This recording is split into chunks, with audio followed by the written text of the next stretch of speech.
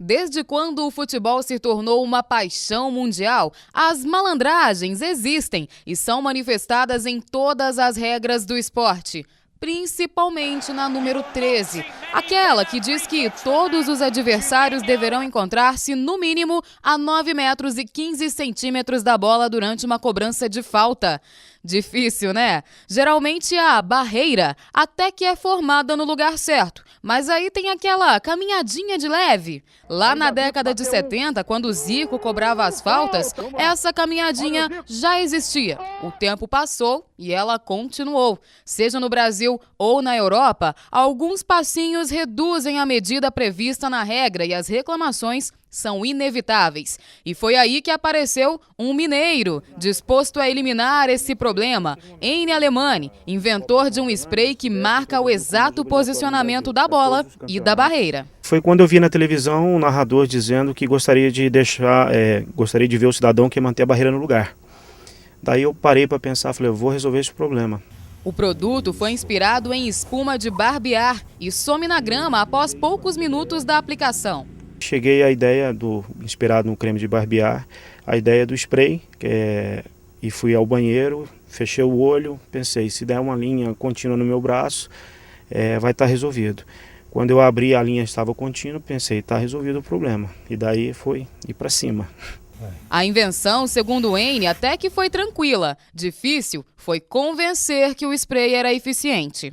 O próprio Blatter, que disse ser cético, antes era um pouco cético a isso, reconheceu, até por testemunho do presidente do Bayern de Munique, que o spray realmente fez com que a barreira ficasse a 9,15 metros, porque na Europa tinha um problema de bater a 4,5 metros, enfim.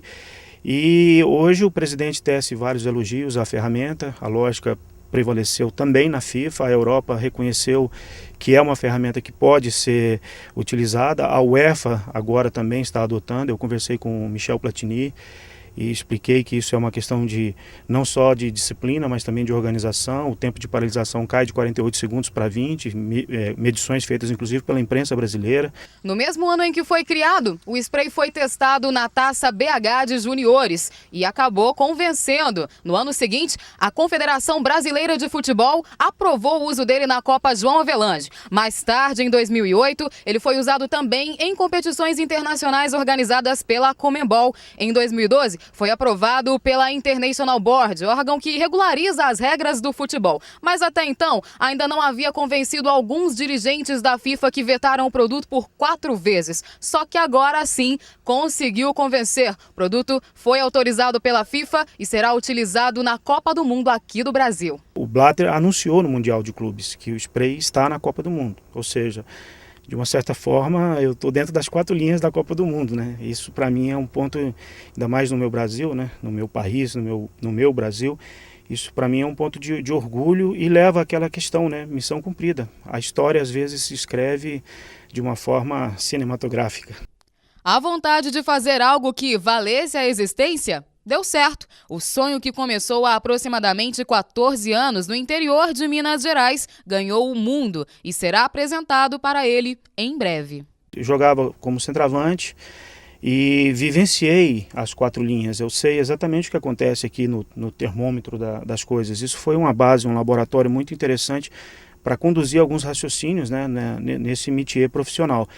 Então, a questão da barreira é uma questão que ridiculariza o árbitro. Você tem uma regra clara e as pessoas andam, enfim, e o outro time se sente ofendido porque foi prejudicado. Então, isso gera todo um termômetro agressivo e não saudável ao futebol. Então, essas experiências dentro das 4 linhas me ajudaram bastante.